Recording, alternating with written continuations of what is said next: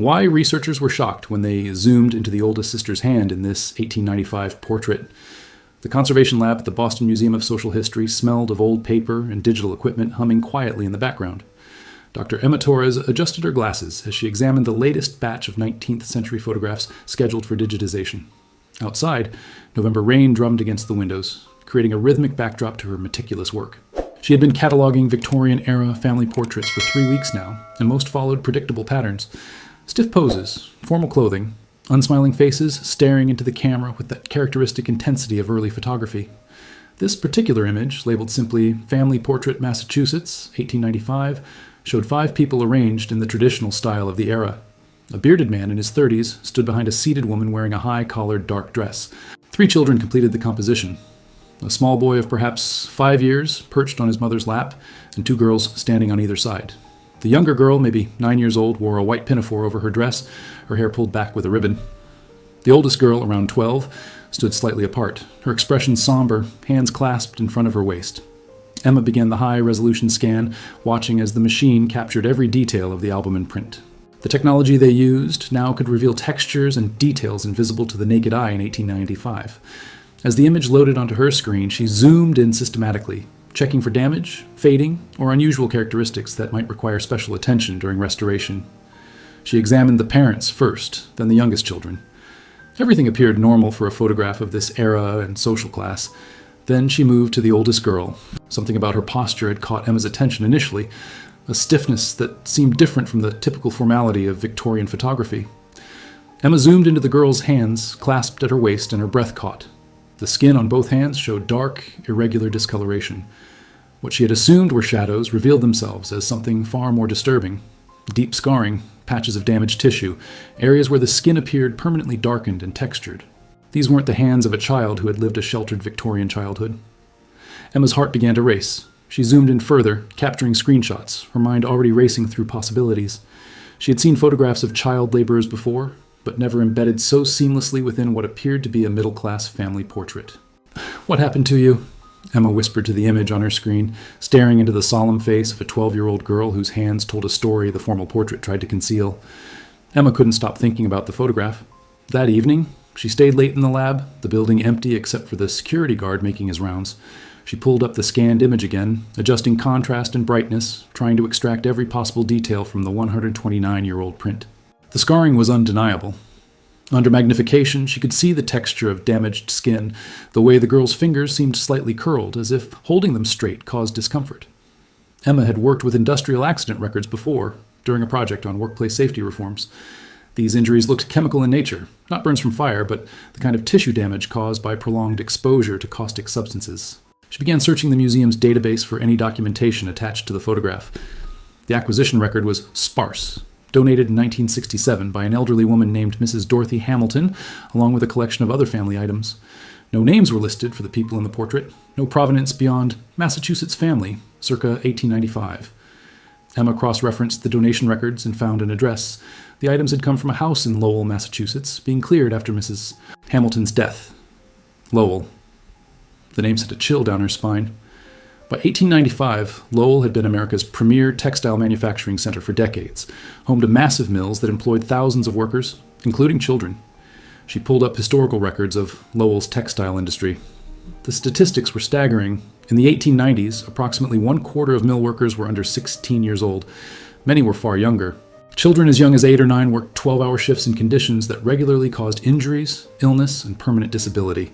The chemicals used in textile production included harsh dyes, bleaching agents containing chlorine, and mordants made from metallic salts. Prolonged exposure caused skin lesions, respiratory problems, and chemical burns.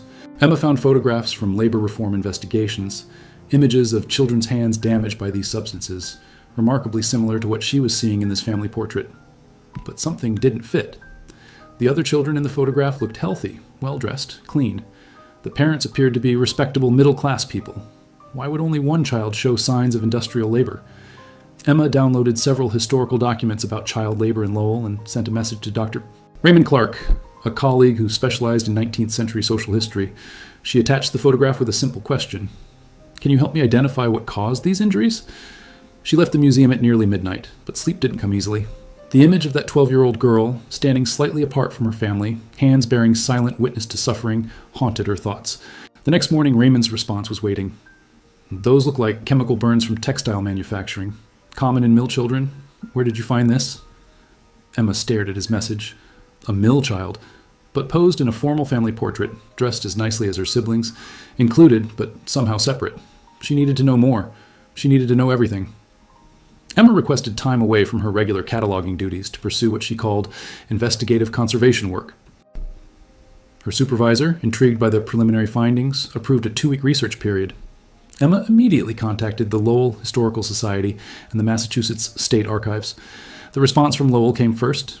A young archivist named Michael had searched their photographic collections and found similar family portraits from the 1890s, but nothing matching this specific image. However, he suggested checking church records and local newspaper archives. Many families documented adoptions through church announcements or legal notices. Emma took the train to Lowell on a cold December morning. The city still bore the architectural legacy of its industrial past. Massive brick mill buildings, some converted to museums and apartments, others standing empty along the canals. She could almost hear the echoes of machinery, the voices of thousands of workers who had passed through these buildings over generations. The Historical Society occupied a restored mill building. Michael met her in the research room, where he had already pulled several boxes of materials. "I've been thinking about your photograph," he said, spreading documents across the table. "If the family was respectable enough for a formal portrait but had a child working in the mills, there are really only a few scenarios that make sense." "Adoption," Emma said. "Exactly. Plenty of working-class families took in orphans or children from destitute relatives, sometimes out of charity, sometimes because they needed the income the child could earn. It wasn't always exploitative.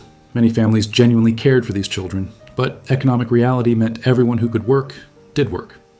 They started with church records from St. Anne's Episcopal Church, the largest in Lowell during the 1890s. Emma's hands trembled slightly as she turned the fragile pages of baptism and adoption records. The handwriting was ornate, sometimes difficult to decipher, but she persisted. After 3 hours, she found something. A notation dated April 1891. Received into the household of Thomas and Elizabeth Whitmore, one female child, age approximately 8 years, formerly of the Boston Orphan Asylum. Child named Catherine, surname unknown, to be raised as member of the family. Catherine. Emma's pulse quickened. The entry continued with a note that the Whitmores had 2 biological children, Anna, age 5, and infant son James. They lived on Merrimack Street, within walking distance of the Appleton Mills. Emma cross-referenced the address with city directories from 1895. Thomas Whitmore, listed as a loom mechanic at Appleton Mills. A skilled position, respectable but not wealthy. Elizabeth Whitmore, no occupation listed, which meant she likely worked at home. "This could be them," Emma murmured, photographing the page with her phone. "The ages match. 2 biological children plus an adopted daughter." Michael leaned over her shoulder. If Thomas worked at the mills, he could have gotten Catherine a position there. It was common practice, parents or guardians vouching for children to get them hired.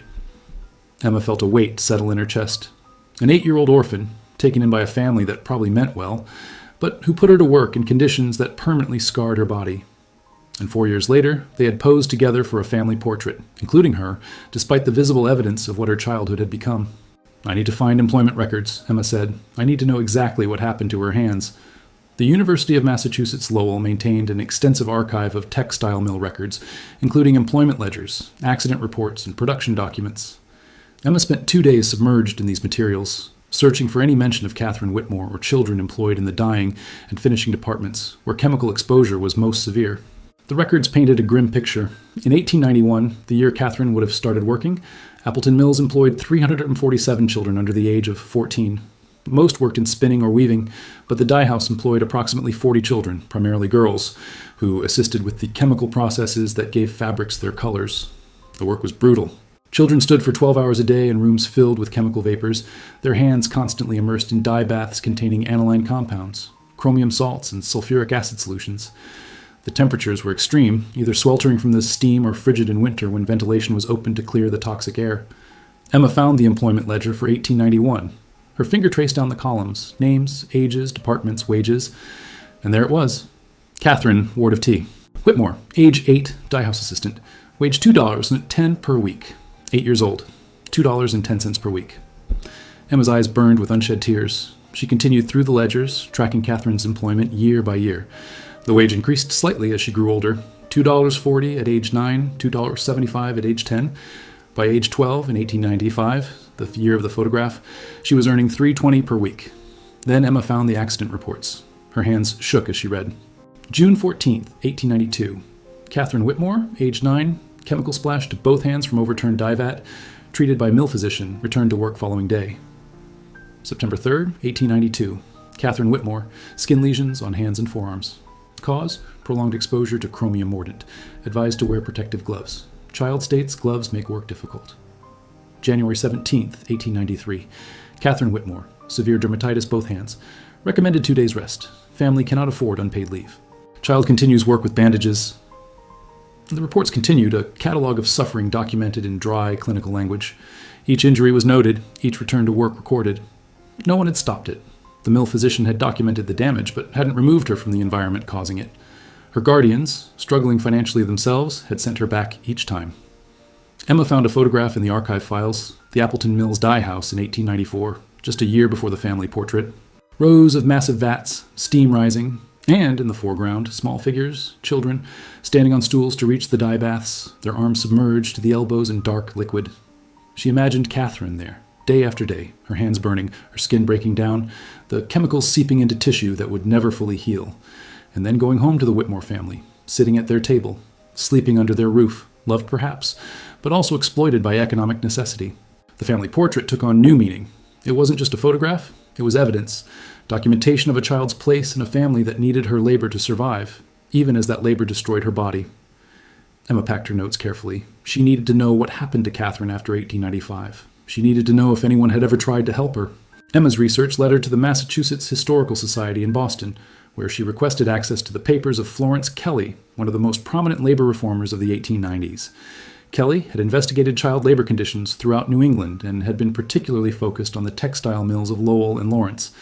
A librarian brought out 3 archive boxes containing Kelly's correspondence, field notes, and investigative journals from 1894-1896.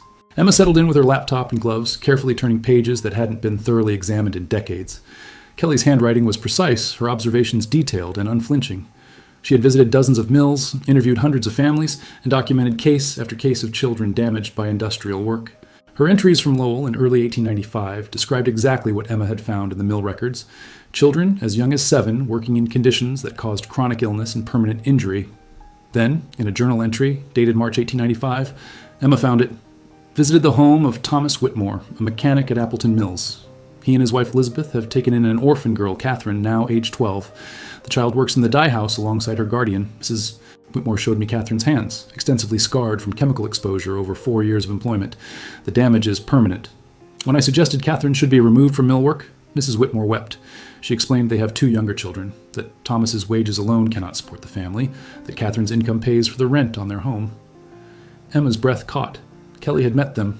She had seen Catherine's hands, had spoken to Elizabeth Whitmore, had witnessed the impossible choice facing families trapped by poverty. The entry continued. I cannot condemn these people. They are not cruel. They did not adopt Catherine to exploit her. Mrs. Whitmore clearly cares for the girl, showed me the dress she had sewn for her, spoke of teaching her to read in the evenings. But economic necessity has created a situation where love and harm coexist. Catherine is both daughter and worker, both cherished and damaged. Mrs. Whitmore asked if I could help them if there were other options. I had none to offer. Without Catherine's wages, they would lose their home. The younger children would suffer. This is the true horror of our industrial system. It forces good people into terrible choices. Emma sat back, overwhelmed. This wasn't a simple story of exploitation. It was far more complex, far more human. The Whitmores had cared for Catherine, had included her in their family portrait, had given her a home when she had none. But they had also, out of necessity, sent her into conditions that caused permanent physical damage. Kelly's next entry, dated 2 weeks later, mentioned that she had arranged for a photographer to document several Lowell families for her reform work. Including the Whitmore family, she wrote. Mrs. Whitmore agreed, hoping that Catherine's visible injuries might help others understand what these children endure. She asked that the photograph be used carefully, that Catherine not be shamed by it. Emma's mind raced. The portrait in the museum collection, had it been taken as part of Kelly's documentation effort? Had the Whitmores participated knowingly, hoping to contribute to reform? She photographed every page of Kelly's Lowell entries, then requested access to her correspondence files. If Kelly had commissioned the photograph, there might be letters discussing it, perhaps even identifying the photographer.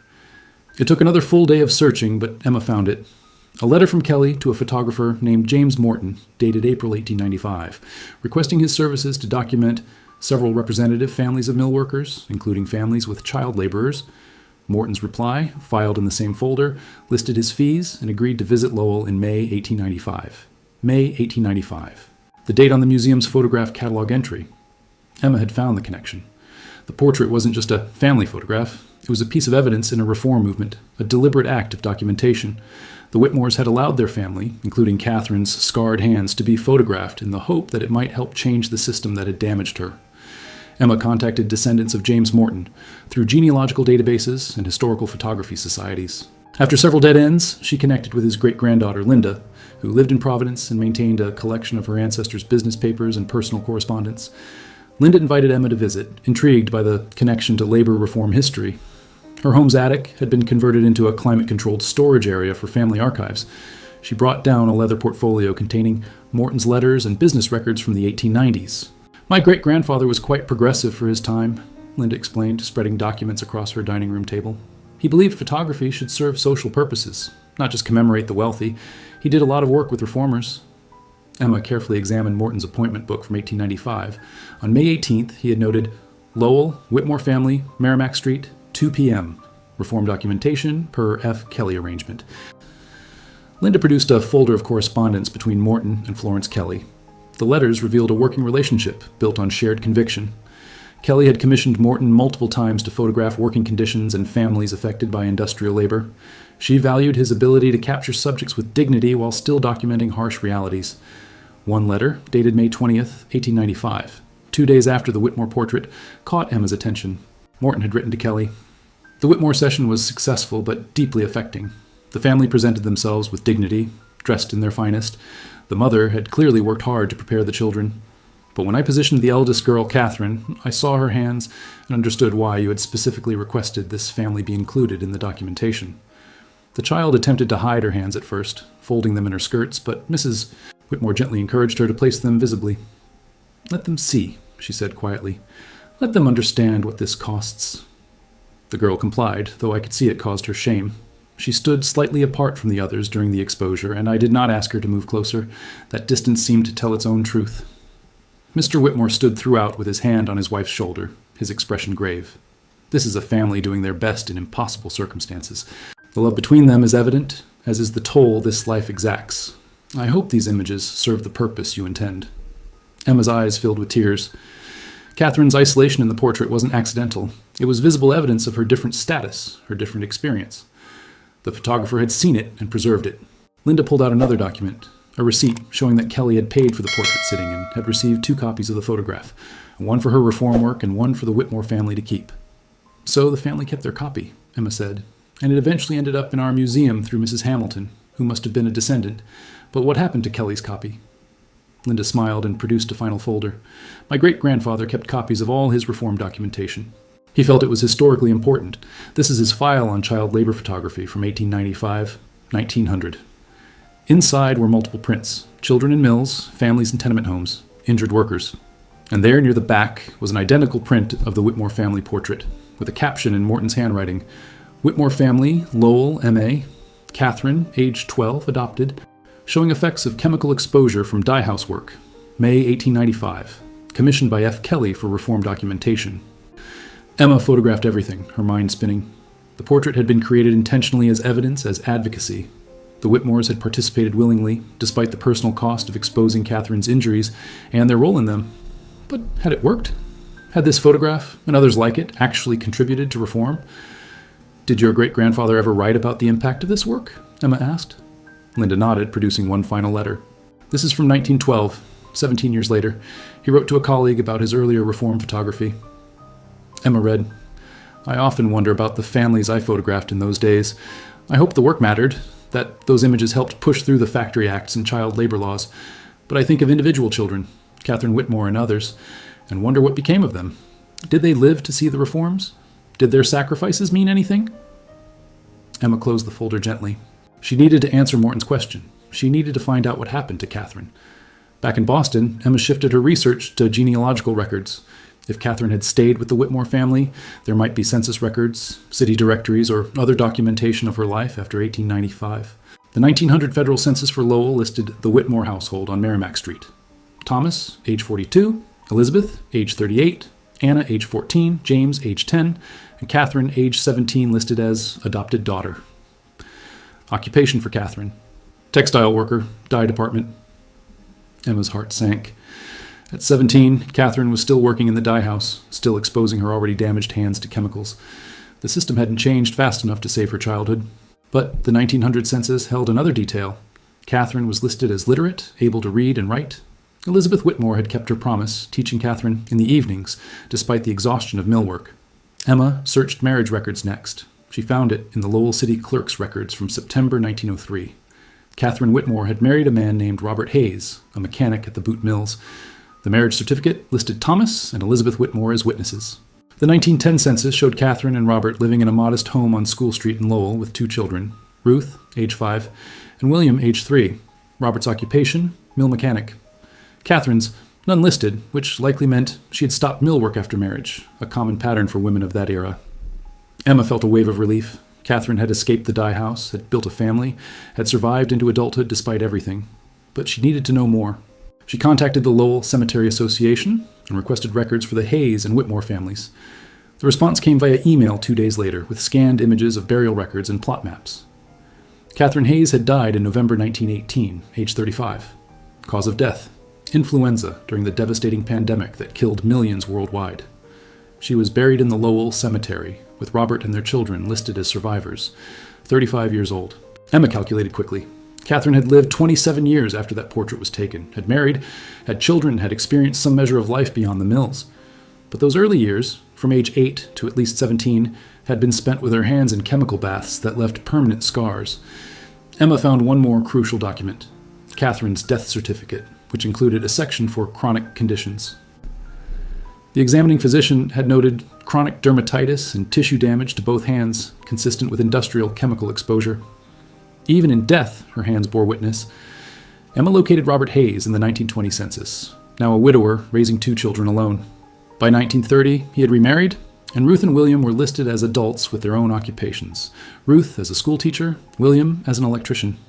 Neither worked in the mills. That detail struck Emma profoundly. Catherine's children had escaped the mills entirely, had found different paths. Perhaps that had been her hope all along, to give them the childhood she'd never had. Emma found Ruth's obituary from 1982 in the Lowell Sun newspaper archives. It mentioned that she had been a beloved teacher for 40 years, that she'd never married, and that she had spent her retirement volunteering with literacy programs. The obituary included a detail that made Emma's breath catch. Miss Hayes often spoke of her mother's determination that her children receive education and opportunities beyond what she herself had known. She credited her mother's sacrifice and strength as the foundation of everything she achieved. Catherine had been remembered. Her daughter had understood what her mother had endured and had honored it through her own life's work. Emma now had Catherine's full story, from orphan to mill child to wife and mother, ending too soon but not without meaning or legacy. But one question remained: had the photograph and the reform movement it represented actually changed anything? Emma contacted Professor Helen Vance at MIT, a historian specializing in progressive-era labor reform. She sent her the complete documentation of the Whitmore portrait and its connection to Florence Kelley's investigation work. Professor Vance responded enthusiastically, requesting a meeting. They met at a cafe near campus, where Vance spread out photocopies of legislative documents and reform campaign materials from the 1890s and early 1900s. "This photograph is exactly the kind of evidence reformers used," Vance explained, pointing to the image of Catherine's hands. Kelley and others like her understood that abstract statistics about child labor didn't move legislators or the public. They needed visual proof, human stories, evidence that couldn't be dismissed. Vance showed Emma campaign pamphlets from 1895, 1900 that included engravings based on photographs of child workers. While the Whitmore portrait itself didn't appear in these materials, the style and approach was identical. Families photographed with dignity, but with visible evidence of industrial harm. Massachusetts passed its first significant Factory Act in 1896, Vance continued, raising the minimum work age to 13 and limiting hours for children under 16 to 10 per day. It wasn't enough, but it was a start. By 1903, the year Catherine married, Massachusetts had strengthened these laws considerably. Children under 14 were banned from factory work entirely, and those under 16 had strict hour limitations and required school attendance. Emma felt a complex mix of emotions. The reforms had come, but too late for Catherine's childhood. She had worked from age 8 to at least 17, her hands permanently damaged before the laws changed. But here's what's important, Vance added, pulling out another document. These reforms didn't come from nowhere. They came from years of documentation, testimony, and advocacy by people like Florence Kelly. And that work was built on evidence, including photographs like this one. The Whitmore family's decision to participate in that documentation, to expose Catherine's injuries publicly, was an act of courage that contributed to systemic change. Vance showed Emma testimony from 1896 Massachusetts legislative hearings on factory reform. Florence Kelly had appeared before the committee, presenting photographic evidence of child labor conditions. The hearing minutes recorded, Mrs. Kelly presented multiple photographs of child workers showing physical evidence of industrial injuries, including chemical burns and respiratory damage. Several committee members expressed shock at the visible harm to children as young as 8 years old.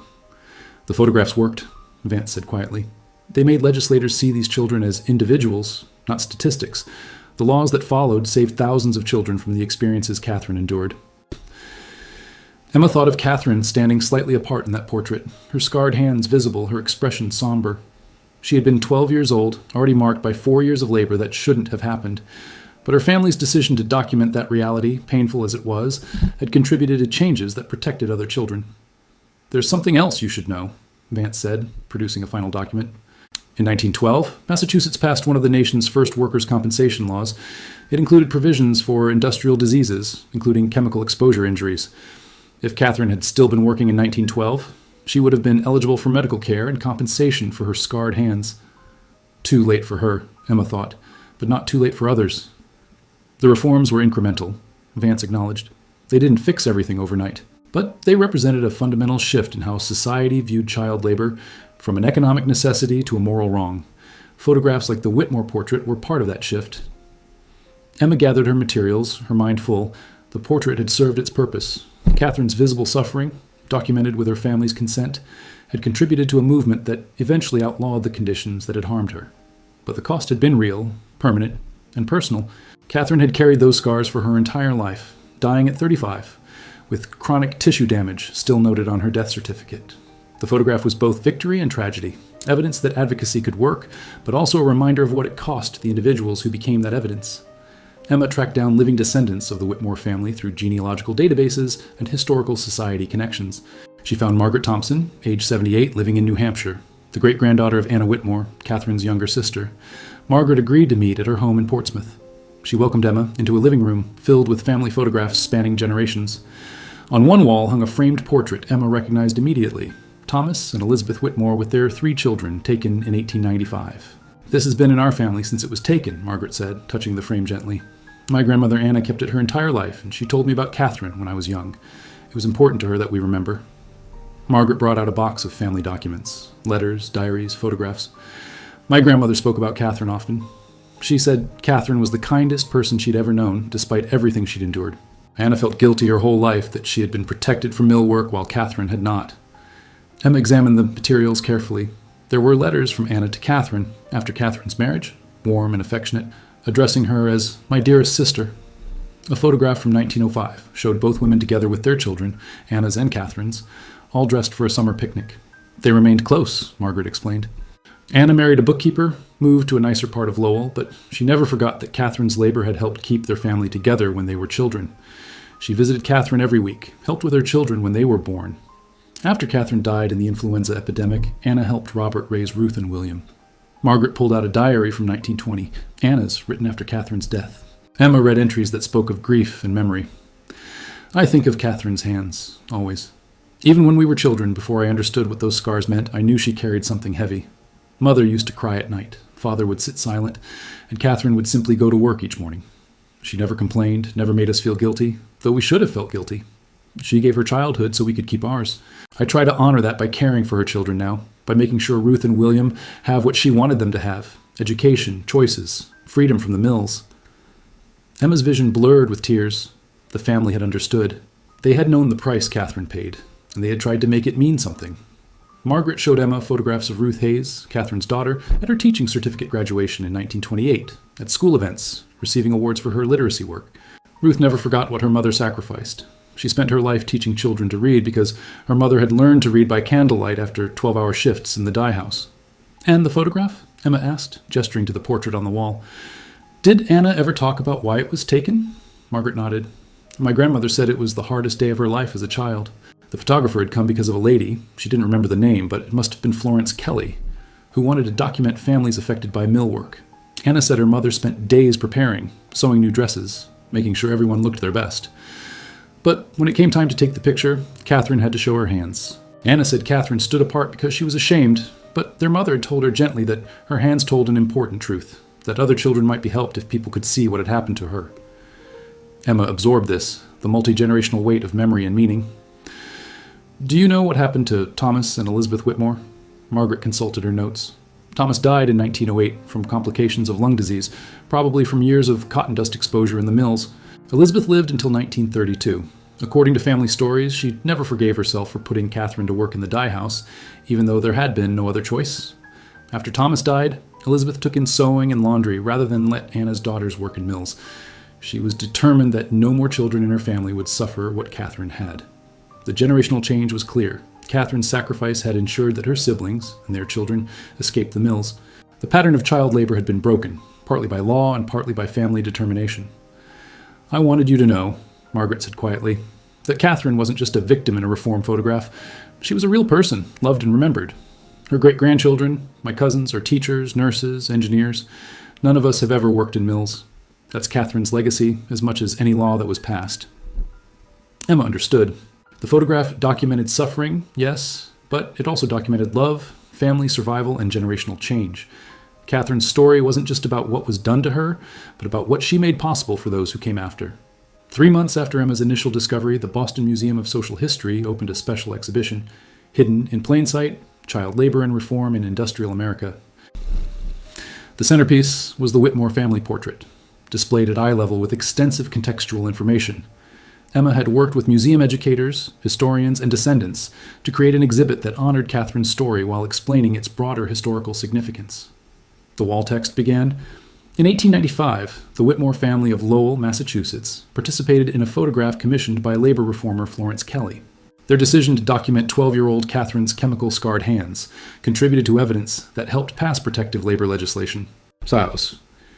Surrounding the portrait were James Morton's other reform photographs, Florence Kelly's journal entries, mill accident reports, legislative documents tracking the passage of child labor laws, and photographs of Catherine's later life, her wedding portrait, a picture with her children, and an image of her daughter Ruth receiving a teaching award in 1965. The exhibit didn't shy away from complexity. One panel explained, the Whitmore family's story challenges simple narratives about child labor. Thomas and Elizabeth Whitmore adopted Catherine out of genuine care, but economic pressure forced them into choices that harmed her. Their participation in reform documentation shows families could be both victims of and participants in systemic change. Margaret Thompson attended the opening, bringing several cousins who were Catherine's descendants. They stood before the portrait for a long time, multiple generations looking at the image of a 12-year-old girl whose labor had helped their family survive, whose suffering had contributed to reforms that protected millions of children. She looked so serious, one of the younger descendants said, a college student studying public health. She had reason to be, Margaret replied quietly, but she also had courage, standing there, showing what had been done to her hands, that took courage. Professor Vance gave a gallery talk that afternoon to a crowd of museum visitors, students, and labor historians. She used the Whitmore portrait to explain how progressive-era reform worked. Social change requires both systemic analysis and human stories. Statistics about child labor were important, but photographs like this one made the abstract concrete. They forced people to see individual children, to understand that these were someone's daughters and sons whose bodies were being damaged for profit. Emma watched from the side of the room as visitors examined the portrait, reading the extensive documentation she had compiled. She saw people lean in close to examine Catherine's hands, saw their expressions change as they understood what those scars represented. A teacher brought a group of high school students through the exhibit. Emma overheard their conversation. So this photograph actually helped change laws? It was part of the evidence, yes. One photograph among many, but it contributed. What happened to the girl? Did the laws help her? The laws came too late to help Catherine herself. She'd already worked for years by the time they passed. But they helped other children, and her own children didn't have to work in mills. Emma felt a sense of completion. Catherine's story was now told fully, accurately, with dignity and context. The photograph that had puzzled Emma months ago when she first zoomed in on those scarred hands now had meaning restored to it. As the museum closed for the evening, Emma stood alone before the portrait one final time. 5 people frozen in 1895, Thomas and Elizabeth Whitmore trying their best in impossible circumstances. Anna, age 9, protected from mill work by her sister's labor. James, age 5, too young yet to understand. And Catherine, age 12, standing slightly apart, her scarred hands visible, her expression solemn and knowing. "Thank you," Emma whispered to the image. "Thank you for your courage. Thank you for letting the world see." The photograph would remain in the museum's collection, no longer just an artifact, but a testament to suffering and survival, to the cost of reform and the power of evidence, to one girl's sacrifice and the generations it helped protect. Catherine's hands, scarred by chemicals in a Lowell dye house, had become part of history, not as a symbol of victimhood, but as proof that individuals matter, that documentation matters, that bearing witness, even when it's painful, can contribute to change that outlasts any single life. The lights dimmed in the gallery, but the portrait remained visible in the soft security lighting. 5 faces watching from 129 years ago, their story finally completely told.